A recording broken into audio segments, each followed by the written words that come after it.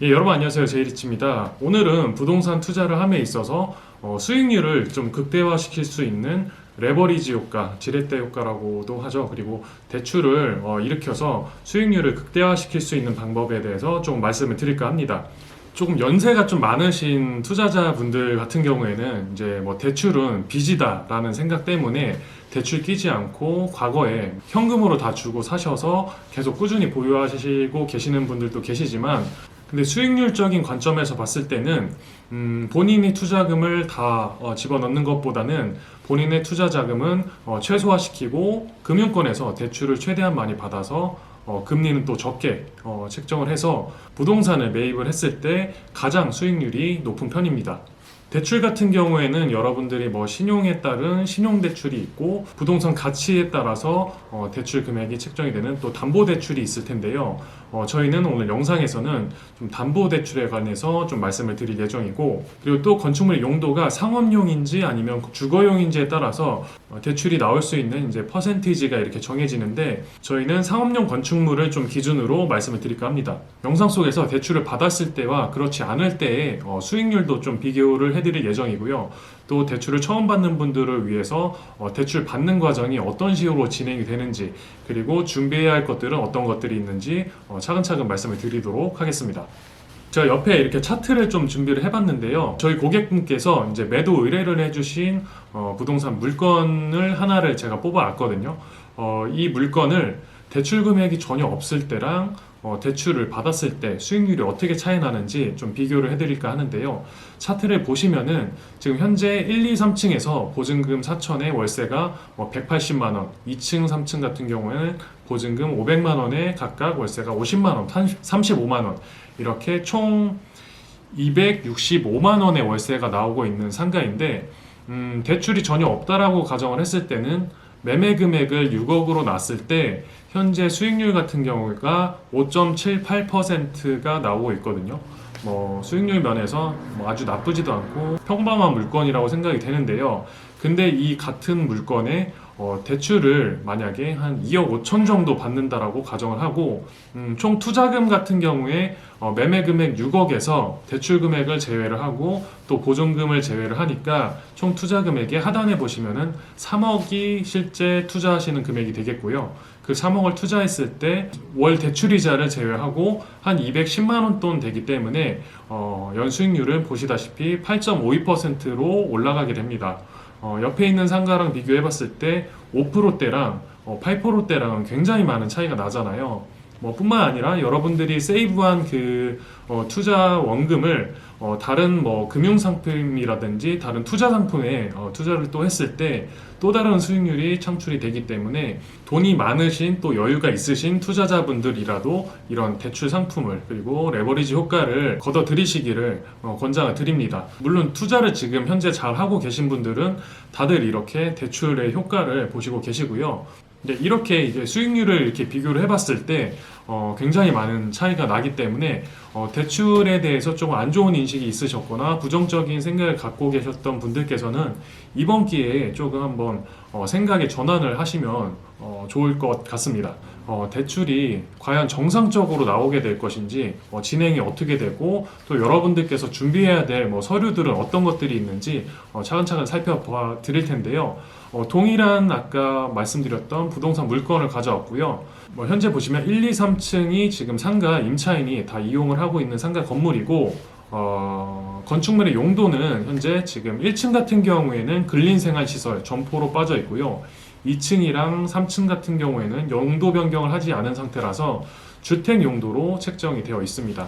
지금 제가 준비한 표처럼 여러분들께서 임차 상태를 정확하게 아셔야 되고요. 그리고 매매 금액이 어떻게 진행이 될지, 그리고 저는 지금 주소를 이렇게 블라인드 처리를 했지만 여러분들께서는 계약을 하려고 하시는 혹은 투자하시려고 하는 그 해당 물건지의 주소지도 또 파악을 하고 계셔야 됩니다. 그렇게 메모를 하신 이후에 여러분들이 자주 사용하시는 주거래 은행이 되실 수도 있고요. 그렇지 않다라고 해도 여러 곳에 금융권에 문의를 해서 비교를 해보셔야 되거든요. 1금융권이 되실 수도 있고 2금융권이 되실 수도 있고, 각각의 금융권마다 대출 가능한 금액이랑 금리가 다소 상이하기 때문에 최대한 여러분들이 유리하게 활용하실 수 있는 금융권을 선택을 하셔야 되고요. 가능하면 최소한 뭐 3군데에서 5군데까지는 좀 체크를 해서 살펴보시는 게 좋을 것 같습니다. 이렇게 저희가 계약하려는 물건을 금융권에 그렇게 의뢰를 했을 때 제가 앞서 말씀드린 대로 현재 상가 건물의 임차 수요가 어떻게 되고 보증금이랑 월세는 얼마 정도 나오고 투자 금액은 얼마나 될지 이런 부분들을 말씀을 해주시면 금융권에서는 그러한 사항들을 메모를 하신 이후에 금융권에서 판단을 하는 것이 아니라 또 외부에 있는 외부 감정원에 또 의뢰를 하게 됩니다. 감정평가를 받은 이후에 금액이 산출이 되게 되는데요. 이제 대출 금액은 굉장히 크게 최대한 많이 뽑아내고 대출 이자는 최대한 낮게 받는 방법이잖아요. 그래야지 레버리지 효과를 최대한 극대화시킬 수가 있는데 대출 가능 금액이 어떻게 산출되는지 외부 감정원에서는 어떤 부분을 중점적으로 보는지 좀 말씀을 드려보면 여러분들이 거래하려고 하는 그 매매 금액에 의해서 산출이 되는 것은 아니고요. 예를 들어 저희가 6억의 매매 금액으로 계약을 진행을 한다라고 했을 때 그 6억이 아니라 이 물건지가 경매로 넘어가서 경매로 낙찰이 되었을 때 그 낙찰 금액에 대해서 60에서 66% 정도까지 대출 금액이 뽑힌다고 합니다. 6억의 물건지가 한 5억 정도로 낙찰이 된다고 했을 때는 5억에 대한 66%, 3억 3천만 원 정도가 형성이 되고요. 그 금액이 대출로 바로 나오는 것은 아니고 이 금액에서 현재 그 부동산 물건지에 있는 보증금이라든지 아니면은 경매가 넘어갔을 때 최우선 변제금이라고 해서 임차인들에게 빼주는 금액을 또 제외를 하고 나서 최종 대출 금액이 산정이 됩니다. 이 표에서 좀 예를 들어보면요. 1층 같은 경우에는 현재 보증금이 4천만 원이기 때문에 이 금액을 일단 제외를 하게 되고요. 또 2층, 3층 같은 경우에는 보증금이 500만 원으로 좀 소액에 해당이 되는데 이 금액이랑 이 보증금 금액이랑 최우선 변제금이랑 비교를 했을 때 더 큰 금액을 또 제외를 하게 됩니다. 그래서 충북 청주 기준으로 봤을 때 2층, 3층 같은 경우에는 주택 용도이기 때문에 최우선 변제금으로 1,700만 원씩 각각 두 칸이 제외가 되게 되고요. 그렇게 되면 3,400만 원에 1층에 있는 보증금 4천만 원을 합산을 해서 7,700만 원, 약 한 8천만 원 정도가 아까 낙찰가율에 대비한 3억 3천만 원에서 제외가 되게 되고요. 그러면은 결국에는 한 2억 5천만 원가량이 예상되는 대출 금액으로 생각을 해볼 수가 있겠습니다. 이런 방식으로 금융권에서 이제 감정원을 통해서 전달받은 내용을 저희 이제 사용자분께 대출 의뢰자분께 전달을 해주시게 되고요. 이 금액을 여러분들께서 듣고 난 이후에 저처럼 이렇게 엑셀표를 활용을 해서 수익률은 어느 정도 될지 판단을 하신 이후에 투자 결정을 하시면 될 것 같습니다. 추가로 이제 대출 금액이 아니라 이제 금리도 굉장히 중요한 사항인데요. 대출 금액이 굉장히 클 때는 금리에서 뭐 0.1%라도 이렇게 조절을 하는 게 굉장히 유리한데요.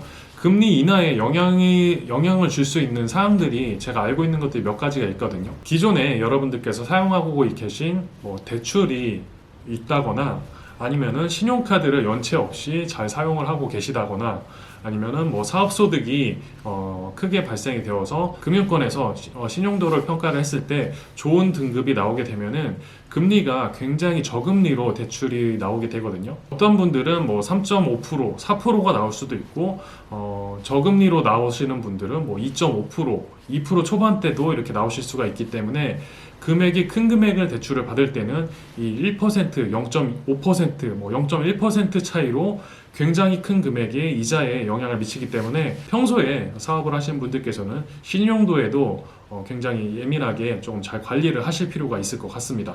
저도 지금 말씀드린 방법과 동일하게 최근에 매수자분도 계시고 매각을 계획을 하고 계신 분들이 계셔서 감정평가도 좀 받아보고 했거든요. 근데 이제 감정평가를 내렸을 때 아까 제가 말씀드린 기준은 정말 좀 일반적인 기준을 말씀을 드린 거고요. 감정평가사가 가장 중요하게 여기는 요소들은 뭐 당연히 토지랑 건축물이잖아요. 토지 같은 경우에는 공시지가에도 영향을 많이 미치고 또 토지의 모양이 어떻게 좀 잘생겼는지 면적이 조금 넉넉한지 재건축을 했을 때 좀 차후에 좀 수익성이 나올 만한 건물이 지어질 수 있는지 이러한 요소들을 고려를 하고 건축물 같은 경우에도 현재 상태에서 튼튼한 건물이라고 생각이 되어도 건물 연식이 오래된 건물 같은 경우에는 건물 가치는 거의 제로에 가깝게 평가를 해주는 것도 있기 때문에 투자자분들이나 매각을 계획하시는 분들은 좀 고려를 하시면 좋을 것 같습니다. 그리고 마지막으로 대출 상품 같은 경우에는요 5년 만기 그리고 3년 만기로 진행되는 상품들이 일반적인데요. 5년 만기 같은 경우에는 원금이랑 이자를 같이 갚아나가는 그런 상품들도 있고 3년 만기 같은 경우에는 원금은 제외하고 이자만 납부를 하고 만기 시점이 3년 만기 시점에 도달했을 때 1년씩 또 재연장을 하면서 계속 연장을 하는 방법이 있습니다. 그렇기 때문에 투자자분들께서는 꼭 그 원금을 갚아야 된다는 스트레스 때문에 대출을 망설이는 분들은 이렇게 이자를 상환하는 방식의 대출 상품도 있으니까 그런 부분도 금융권에 좀 한번 여쭤보시면 좋을 것 같고요. 만기가 되기 이전에 중간에 또 이제 대출 금액을 갚아버리게 되면 또 중도 상환 수수료가 발생이 되거든요. 이런 부분도 좀 한번 체크를 해보시면 좋을 것 같습니다. 네, 오늘은 제가 이제 부동산 투자를 함에 있어서 대출이랑 레버리지 효과는 빼놓을 수 없는 부분이기 때문에 투자자분들이나 이제 매각을 계획하시는 분들께서는 이런 부분도 꼼꼼히 챙기셔서 여러분들 이제 부동산 투자에 좀 도움을 받으시면 좋을 것 같습니다. 영상이 좀 도움이 되셨다고 하면요, 좋아요와 구독 버튼 부탁드리고요. 저는 또 앞으로 좋은 영상 준비해서 찾아뵙도록 하겠습니다. 감사합니다.